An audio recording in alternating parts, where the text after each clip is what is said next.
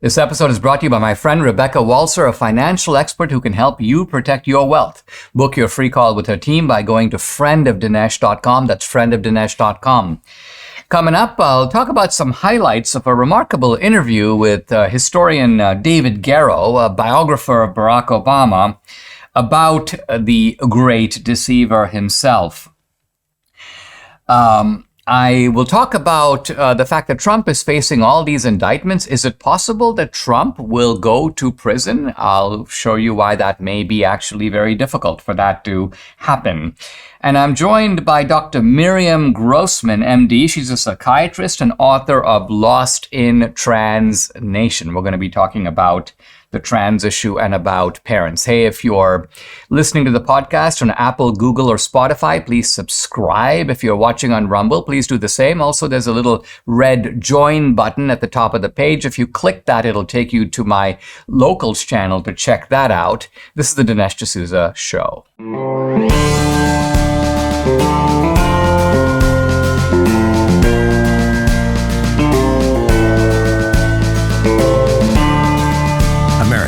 Needs this voice. The times are crazy. In a time of confusion, division, and lies, we need a brave voice of reason, understanding, and truth. This is the Dinesh D'Souza Podcast.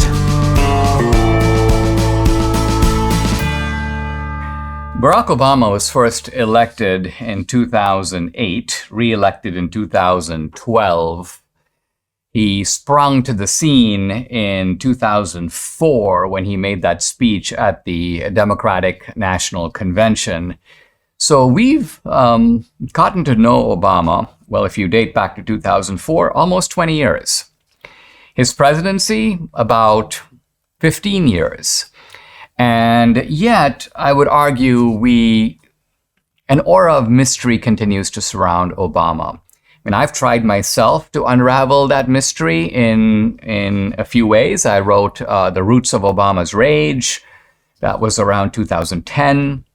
That, in fact, became the basis for the film that I did, 2016, Obama's America, which brought to light all kinds of new facts about Obama, not always flattering. And of course, I should have realized when I did that I had a big target on my back, because if you take on the most powerful guy in the world, Obama by then was in the White House, that the empire was going to strike back, as it did. And then I also wrote a book called Obama's America that came after the film. And all of this showed that Obama's, the portrait of Obama that had been put forward by Obama himself and supported by the media. Obama is this guy who has been an overcomer of racial conflict.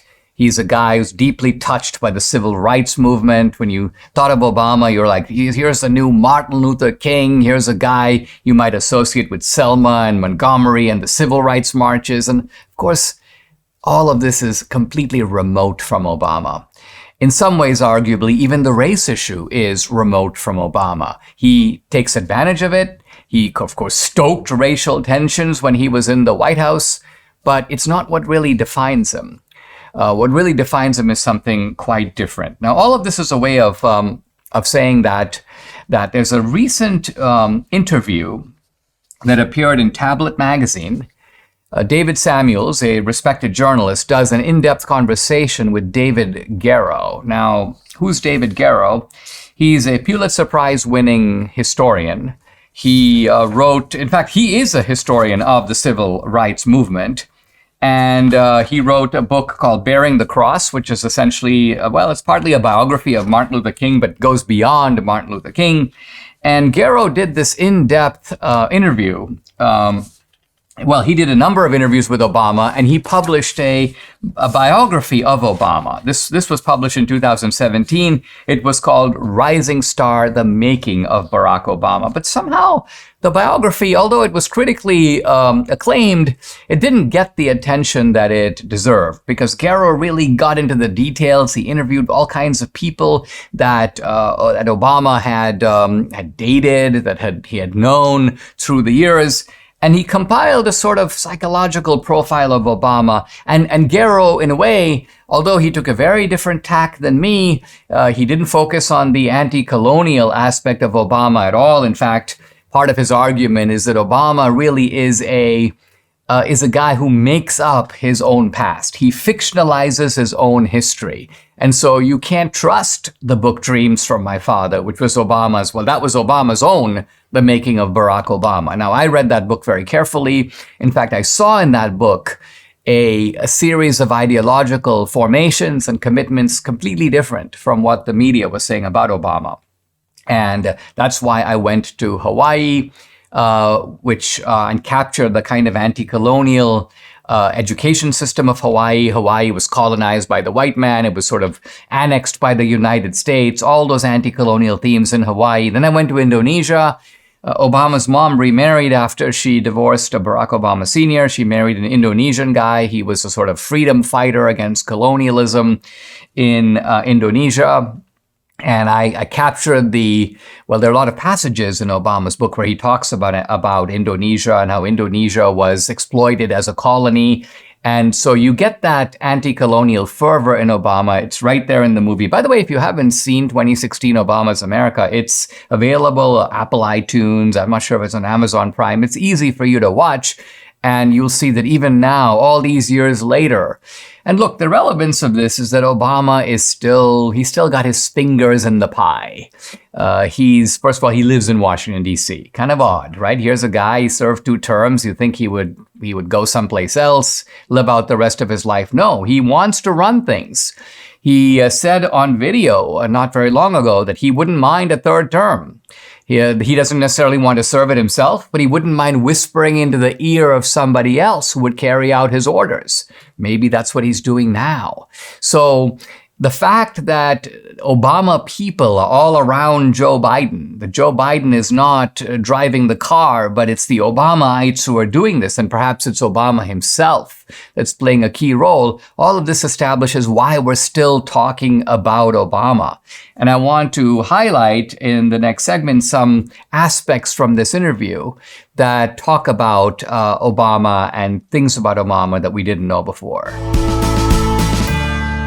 Have you heard about the Durban Accords coming up this month? They're the greatest threat to the US dollar's global dominance in the past 80 years. So August 22nd, Brazil, Russia, India, China, and South Africa are expected to announce the launch of a new international supercurrency, fully backed by gold or other commodities. It's part of a long-term plan to supplant the US and the dollar as cornerstones of the global financial system. Now, how can you protect your savings, your IRA or 401k from the fallout from this landmark announcement? Well, you can diversify with gold from Birch Gold Group. Historically, gold has been a safe haven in times of high uncertainty, which is right now. Get a free information kit on gold IRAs. Decide for yourself if a tax-sheltered retirement account backed by physical precious metals is right for you. Text the word Dinesh to 989898. There's a monumental shift happening among nations that control 1/3 of the world's GDP, starting August 22nd. Protect your retirement savings.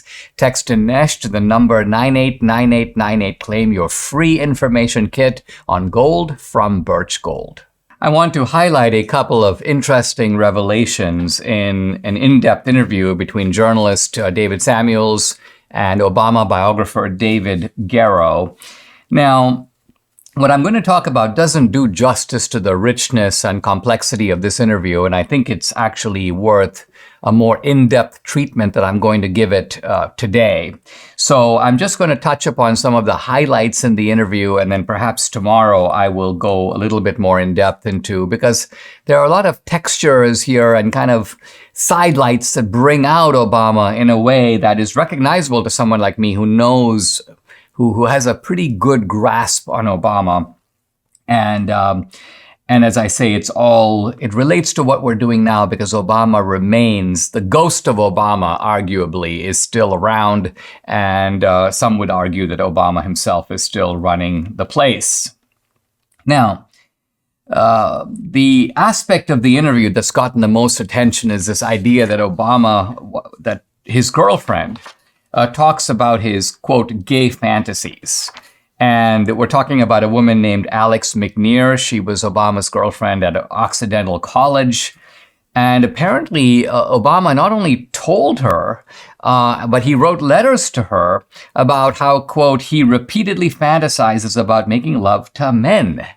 Now, this is all very interesting because if you might recall that in the film Trump Card, I interview a guy named Larry Sinclair who talks about the fact that his dealings with Obama were far more than fantasies. He actually had a male sexual relationship with Obama. By the way, I recently posted the conversation between me and Larry Sinclair on Twitter and on social media. So even if you haven't seen the film, you can go to my Twitter feed and watch it there. And I'm scrolling through, a couple of people say things like, well, Dinesh, this who really cares about this? This is basically whether Obama's gay and so on. Well, obviously the guy hasn't watched the interview. Why? Because if you watch the interview, it's not just about sex. It's about sex, lies, and murder. Now, let's remember, you got this paddleboarding guy, Obama chef, and down he goes in 8 feet deep water and drowns. Larry Sinclair talks about a guy named Donald Young. Donald Young was the choir director or one of the choir leaders in Jeremiah Wright's church. And this guy who Larry Sinclair had some dealings with, they talked to each other. This is a guy who apparently had a sexual relationship with Obama. And then guess what? He ends up dead. He ends up shot in his apartment. The crime is never solved. It's never traced back to anyone. And none other than Donald Young's own mother goes on, tells the media. Now, the media doesn't really cover this. It only appears, as far as I could find, in one tabloid magazine. But she, in effect, says, Obama or the people around Obama did this to my son. In other words, my son was killed because of his association with Barack Obama. Now, think about this. If this was Trump, this would be a massive scandal. There'd be reporters descending upon the place. There'd be demands for an investigation and so on. But here, nothing. Dead silence. And all of this gives you the idea that Obama is, and I would argue even more than Biden, the most protected man on the planet. Lots of information about Obama has been concealed. His colleges are hiding his transcripts. They're hiding his thesis. All kinds of things about Obama that should be known are not known. So this is a very, I won't say he's a Manchurian candidate, but he's a Sphinx-like figure. And that's why people like David Garrow, like me, are trying to sort of get behind the curtain and excavate or find out the real Obama. So this is the relevance of these inquiries. Garrow goes on to talk about, I'm just going to quote a couple of lines here.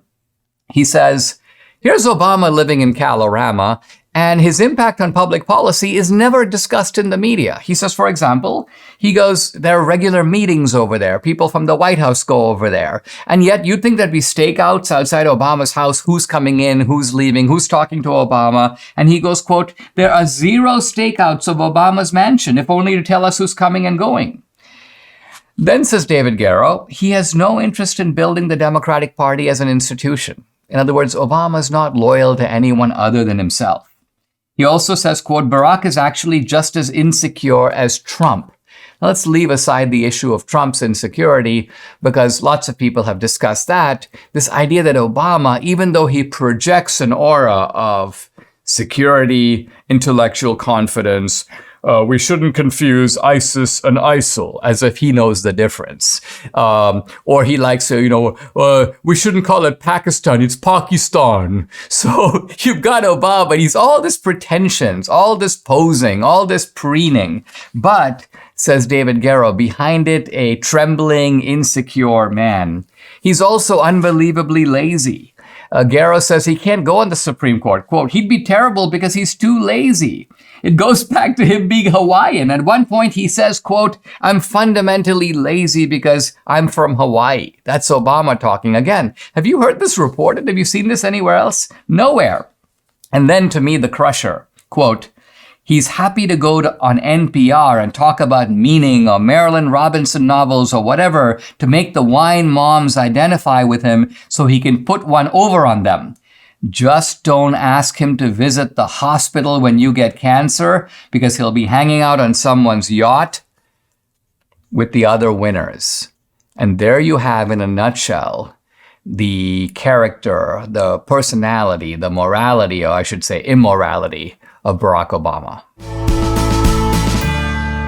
Debbie and I both got a little portly during COVID, and we decided that we needed to lose some weight. Better than joining the fat affirmation movement. Thankfully, PhD Weight Loss came to our rescue. Debbie's already lost 24 pounds. I've lost 27. We are now both on maintenance. The program is based on science and nutrition. No injections, no pills, no long hours in the gym, no severe calorie restriction. It's just good, sound, scientifically proven nutrition. It works. It's so simple. They make it easy by providing 80% of your food at no additional cost. They tell you when and what to eat. And guess what? You can do this without ever being hungry. The founder, Dr. Ashley Lucas, has her PhD in chronic disease and sports nutrition. She's a registered dietitian. She helps people lose weight and, most important, maintain that weight loss for life. So if you're ready to take the step of losing weight like Debbie and I have, call PhD Weight Loss and Nutrition. Here's the number, 864-644-1900. You can also find them online at myphdweightloss.com. The number again to call, 864-644-1900. Ever since these indictments came down on Trump, the New York indictment, the 2 indictments by the special counsel, there is a kind of explosion of glee on the part of the left in the media and on social media. Trump is going to prison. And historian Michael Beschloss recently alluded to this. Mark Elias, the Democratic attorney, has done this as well. Many others, Joe Scarborough, those kinds of people. Trump is going to face the music. He's going to be locked up. Yeah, we'll see how he likes it when he's in a cell. You MAGA people are going to have to get used to your man being behind bars. So there's a sort of almost elation over the prospect of Trump being incarcerated. And in fairness, it should be said that it is going to be hard for me to see how Trump could be exonerated on all these charges. So it's almost like the left here is using a shotgun approach. If you go with one charge, maybe pick your most serious charge, then you could say, well, Trump could defeat it. But when you go with multiple counts, and then you put them before a jury, and not one jury, many juries. Juries in Florida, juries in Washington, D.C., juries in New York. Now, look, the ultimate adjudication is probably going to come from the Supreme Court. So it's not like what a jury even says is going to be the final word. But it could be that left-wing judges and left-wing juries, and certainly in this latest case, the case involving January 6th, election fraud, Trump knew he was lying. You're going to have a left-wing judge, Tanya Chutkan, and you're going to have most likely a jury heavily biased to the left. So that's very bad news for Trump. In fact, Julie Kelly tweeted, quote, "Trump is doomed." And I think what she means is he's doomed in expecting to get a fair trial. And so all of this might suggest that if the Supreme Court doesn't intervene, and intervene in all the cases, or intervene in any case where Trump gets any kind of conviction whatsoever, because the charges are serious enough that they would almost inevitably come with jail time. But here's a question raised by the Washington Post, and I didn't even really think about it, and interesting the Washington Post raises it. Is it possible for Trump even to go to jail? Now you would go, well, why not? We keep hearing on social media, no one is above the law. But the Post makes an interesting point. There is a federal law that has been around, I think since 1965, that gives presidents and ex-presidents full Secret Service protection. And that means that they are put in a position where they cannot be in danger. This is a law that allows the president to keep Secret Service protection for life. Now, there is one president, Richard Nixon, who declined it. He said he would provide his own protection. But by and large, a president who wants it gets it. And so the point is, how does somebody get prison time and at the same time be protected by the Secret Service? Does the Secret Service sort of like move into the prison? Do they start operating out of the prison? Is Trump in a special prison, which is cordoned off by Secret Service? Well, the Washington Post interviews a bunch of people who have knowledge of this sort of thing. And by and large, what I get out of it is, what they're saying is, Trump really can't go to prison, not in the normal way. So here is a guy named Chuck Rosenberg. He's a former top federal prosecutor, counsel to FBI Director James Comey. Quote, any federal district judge ought to understand it raises enormous and unprecedented logistical issues. Probation, fines, community service, and home confinement are all alternatives. So kind of what this guy is saying, as I take it, is that prison in the normal sense is not going to work. There is, in fact, no way to create a Secret Service cordon around Trump inside of an existing prison facility. And so he goes probation, fines, community service, of course, home confinement. Trump would be at Mar-a-Lago, so not exactly prison. I've been there. Debbie's been there. We wouldn't mind moving in there. So it is so now there are other guys who are interviewed who offer a different perspective. Here's a guy named Jonathan Wackrow, former Secret Service agent, now running a risk advisory company. And he goes, unless there are changes in legislation or the former president waives protection, the U.S. Secret Service would likely maintain a protective environment around the president in accordance with current practices. And then, of course, the Post interviews the Secret Service, and they basically go, yeah, we're just going to do our job. We are required by law to provide this kind of protection for the president, and we're going to keep doing it. So, in other words, any judge that is presiding over a verdict that gives Trump prison time is going to have to deal with this issue.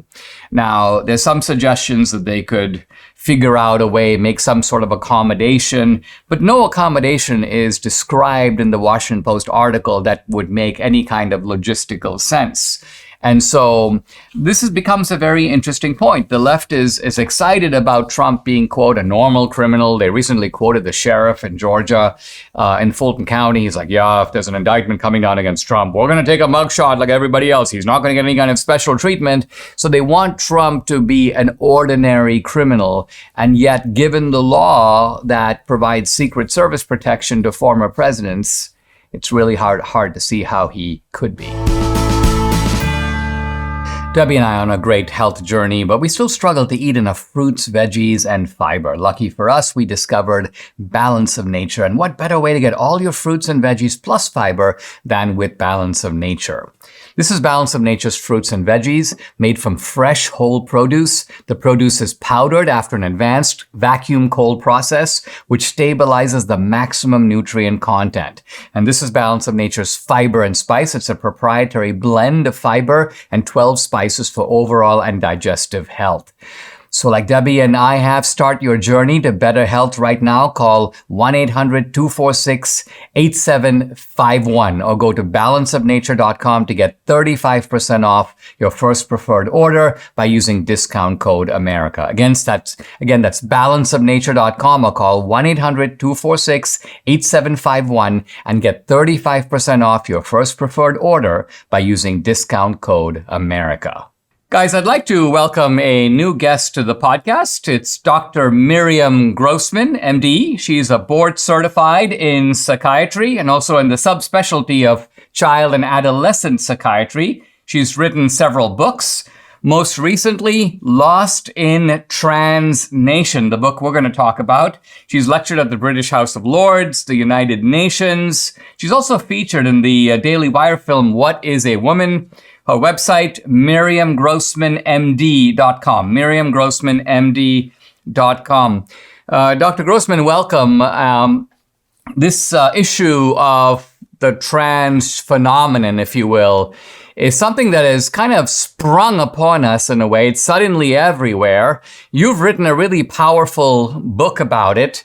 Let's start by talking about your credentials to talk about this important subject, because this is something that you've dealt with for a while, and you are an expert in the field of child psychiatry. Talk a little bit about your educational background and how long you've been in practice. Sure. Well, like you said, I have a medical degree, and I specialized in psychiatry and then in child and adolescent psychiatry. That was quite a long time ago. I've been in practice, 35, almost 40 years probably. So I've seen thousands and thousands of kids and families. What happened in terms of the transgender issue is that a number of years ago, almost 15 years ago, I stumbled across this issue in my study of sex education. And I was astonished to see at that time, this was in the late 2000s, that kids were being told by sex educators that sex was, quote unquote, assigned at birth, which of course it is not. By the way, congratulations on your granddaughter talking about births. Well, thank you. We couldn't be more excited. Little Marigold has just crossed the 2-week mark and is starting to get a little feisty, as they do, I guess, at about that age. So it's a wonderful experience. Well, I'm so glad for you and the rest of your family and your daughter and son-in-law to be experiencing the life-changing and awesome experience of bringing a new child into the world. And the reason why this links into what we're speaking about right now is because this belief system, I call it a belief system, the transgender belief system, is depriving young women and men from that and their parents from that experience that you are now, that joyful, meaningful, unbelievable experience that you are now experiencing, Dinesh, of celebrating a new life in the world. And so I'm bringing this up only to underscore how very serious and dangerous this ideology is. And I was explaining a moment ago that I discovered years ago, and then I wrote in my book, You're Teaching My Child What? And I demonstrated that kids were being influenced to believe in the falsehood that there's more than male and female, that you can basically pick what your sex is, that it has to do with your feelings and not with your biology, that you can dismiss or deny your biology and not pay a big price. I wrote about that 15 years ago. I warned parents. Unfortunately, it took the disaster that we are now facing for parents and, the culture to begin to understand how dangerous this is. You refer to the falsehood, and I want to kind of zoom into that because, so here we have little Marigold, and to believe the literature of the trans people, the doctor sort of, quote, assigned a sex, in this case, female, to her. But our observation is that the doctor didn't sort of assign it. A sex was given. In that sense, there's an element of this. And in the case of Danielle and her husband, Brandon, they actually chose not to know the sex beforehand. So clearly the sex, as far as we can tell, was established in the womb beforehand. It was sort of revealed when the baby came out. The doctor, who obviously already knew what it was before, sort of announces it. But the idea that it's somewhat arbitrarily assigned by medical personnel, as if they could just as easily go the other way. I mean, isn't this preposterous?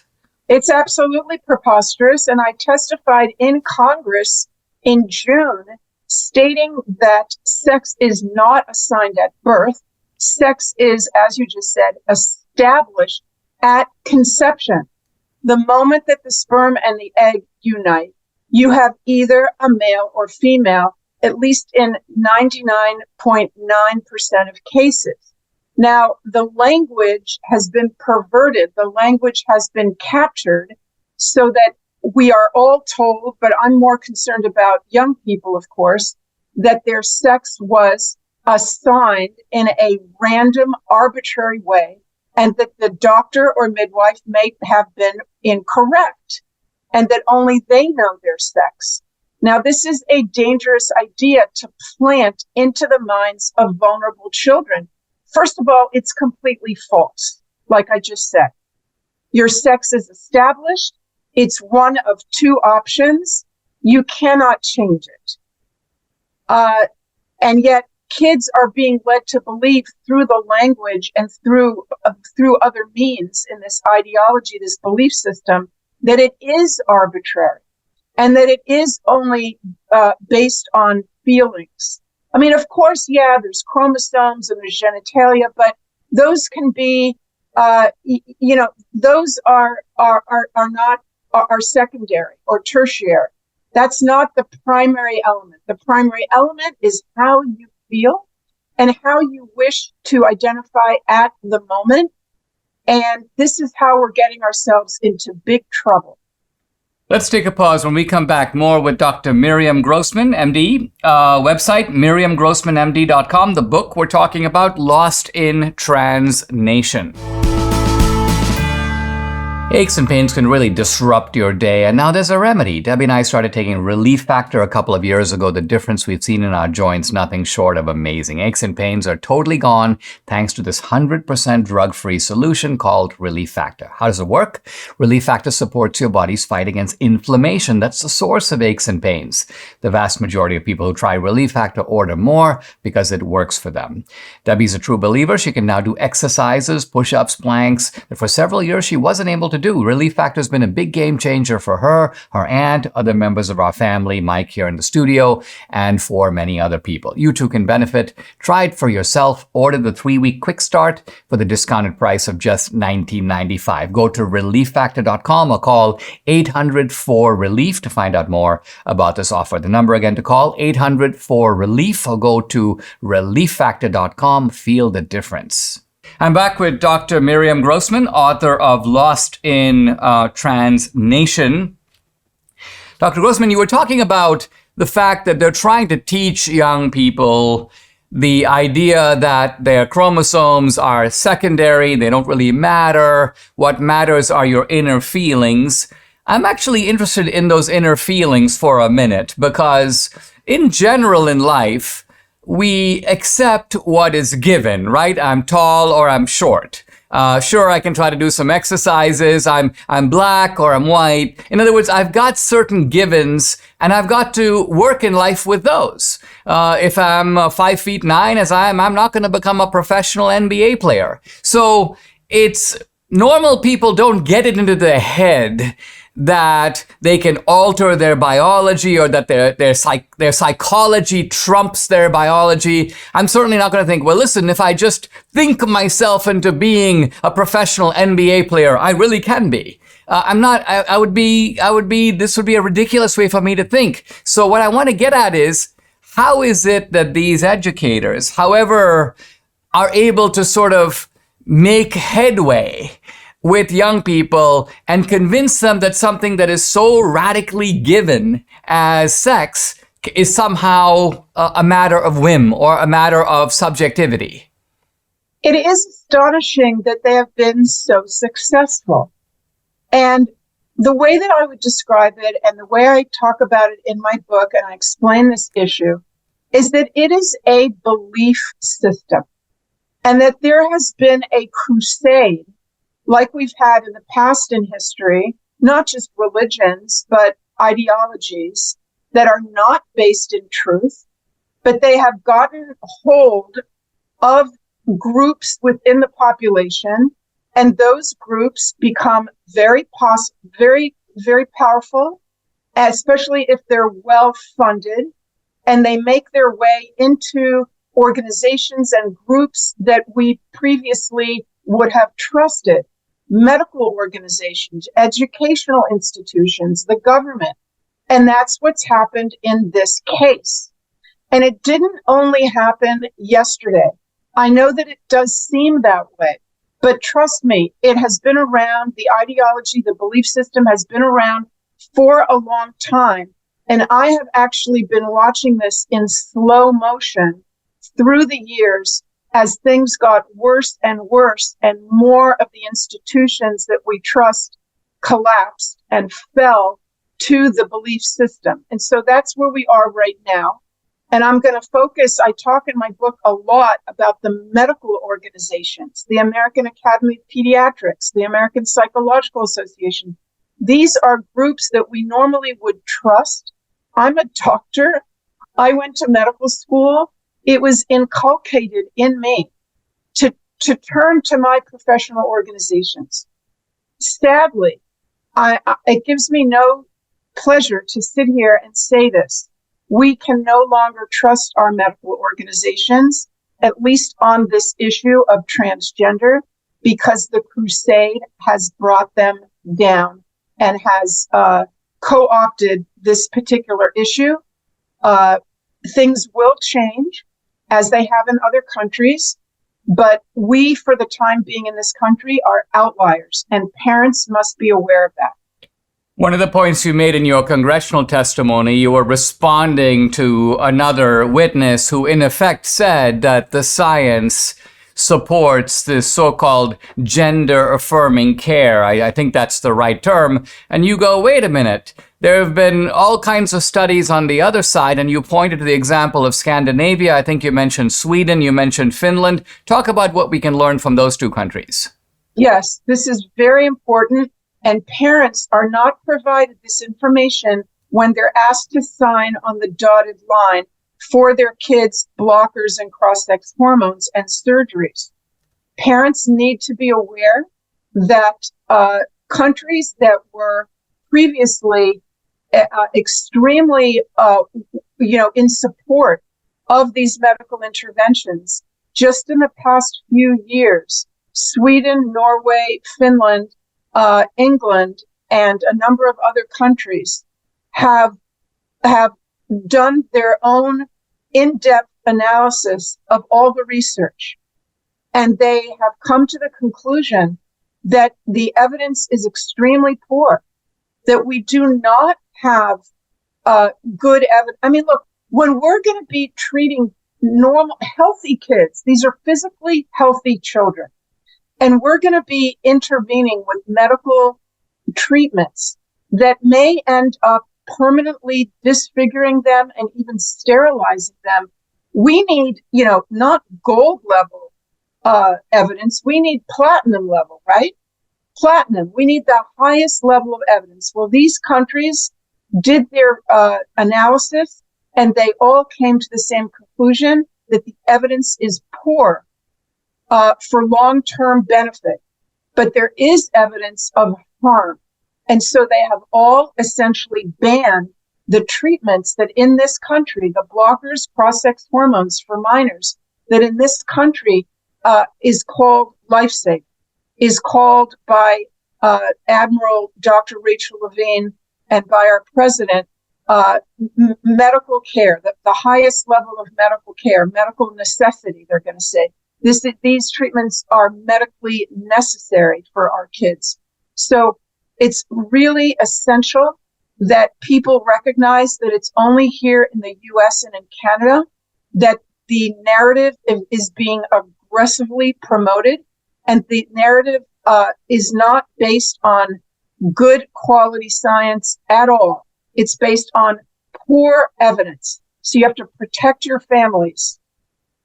Let's take a pause. When we come back, I want to ask Dr. Miriam Grossman, what is her message to a parent who has a child that says, oh, I'm not sure if I'm a boy or a girl, or my teacher says I'm this, but I always thought I'm that. How a parent's supposed to react to this situation? We'll be right back. As most of you know by now, Debbie and I love the MyPillow products. We have them all over our home. Just the other day, Debbie mentioned we need some kitchen towels, and wouldn't you know it, MyPillow's got a deal on them. They have 4 and 6-piece sets and come in a variety of colors, and if you use promo code Dinesh, you get 25% off on all of them. You can never have too many kitchen towels, so now is your chance to stock up.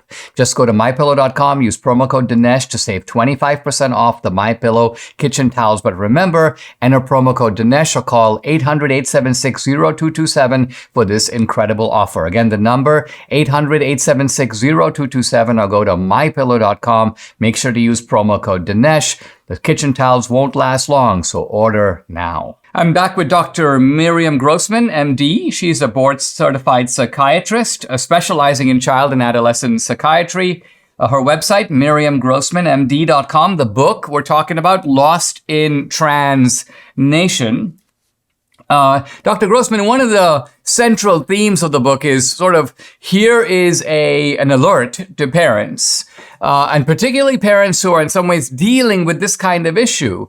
And probably it starts in very small ways, right? Your child gets something from school, or they read something, or they're confused as an adolescent, and they go, I'm a girl, but I'm very tomboyish. I sometimes wonder if I'm a boy. Now you're a parent. What would you advise that parent to, first of all, to think and then to do? Well, one of the goals of the book is that families should never reach that point where their child is wondering if they're a boy or a girl. So I'm giving parents a lot of information that they need so that from an early age, now Marigold is a little bit young, but pretty soon, you're Marigold. I'm saying that there's an approach that parents can use when their kids are already very young.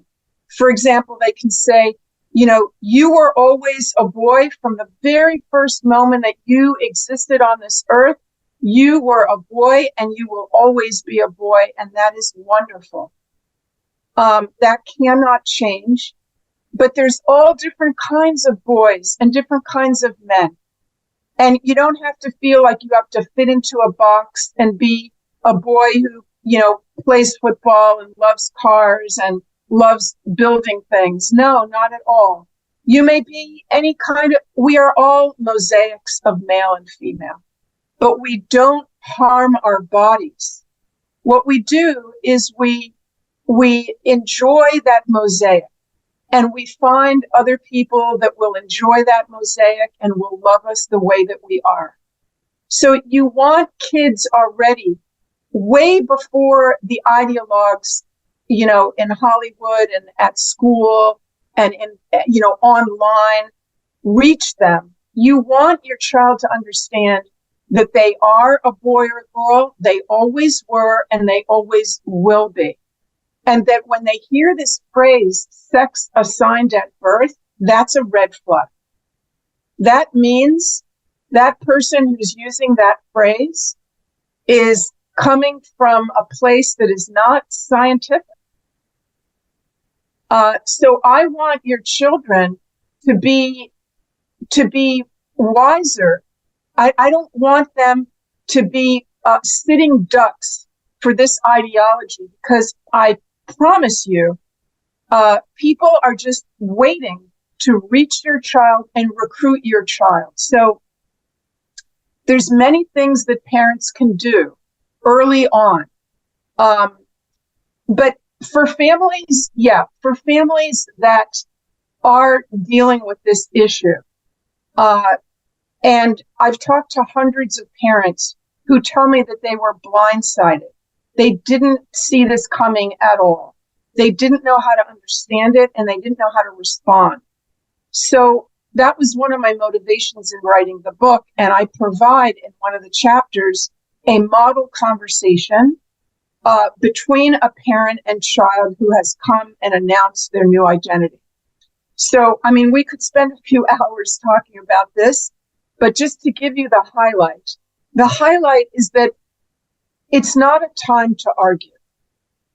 In the beginning, these first few conversations are not a time to argue. They are a time to listen. And they are a time to let your child know that you love them and you see that this is very important to them, and therefore it's important to you.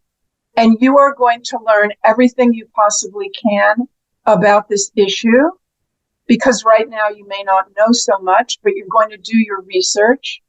No, you are not going to use a different name. You are not going to use different pronouns.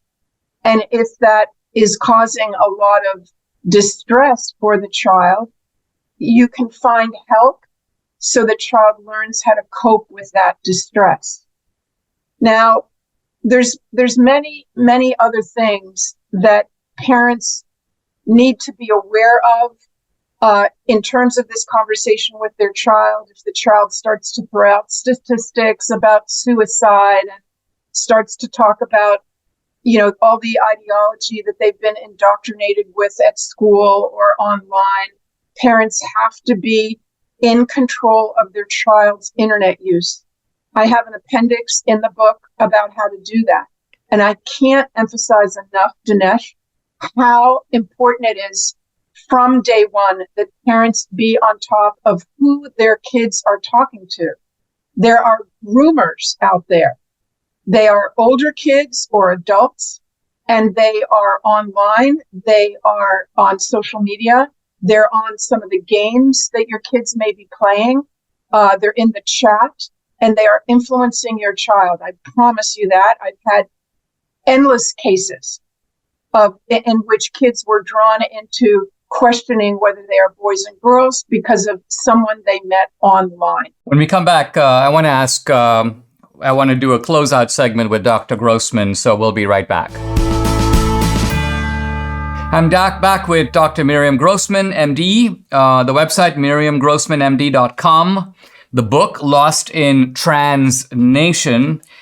Dr. Grossman, what you're saying to me is really fascinating, because what you're saying is that we are living, perhaps regrettably, at a time when a lot of things that were implicit knowledge or taken for granted, and you didn't have to, as a parent, be kind of educated, or you didn't have to deal with, you now suddenly have a burden that, I got to know about this stuff because the other side is peppering my child with all this information, and now I need to be articulate about being able to come back, when previously it's something that I never had to do. I mean, I remember just growing up, for example, I always took it for granted, and this was really based on experience, that there are not just biological differences between boys and girls, but very important psychological differences. In other words, one reason that when I went to a boys' school, boys hang out together and talk a little differently among each other than they do in mixed company. I'm sure the same is true of girls. So we're not just talking about our chromosomes, we're talking about ways in which, I guess, our chromosomes interact with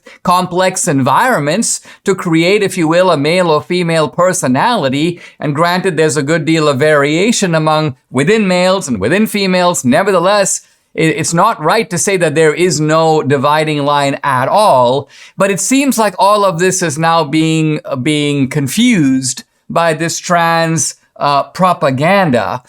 Where do you think that this is going?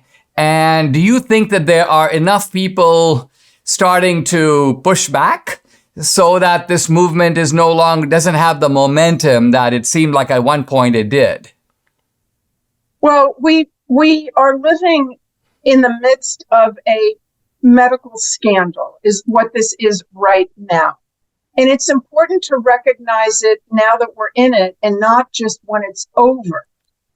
My profession, sadly, has a history of medical scandals and of doctors coming up with novel ways to treat disorders that end up being catastrophic. And I'm thinking in particular of the lobotomy medical scandal, in which psychiatrists would sever a part of the brain in a very barbaric way. 50,000 people in this country received lobotomies, and they became essentially vegetables.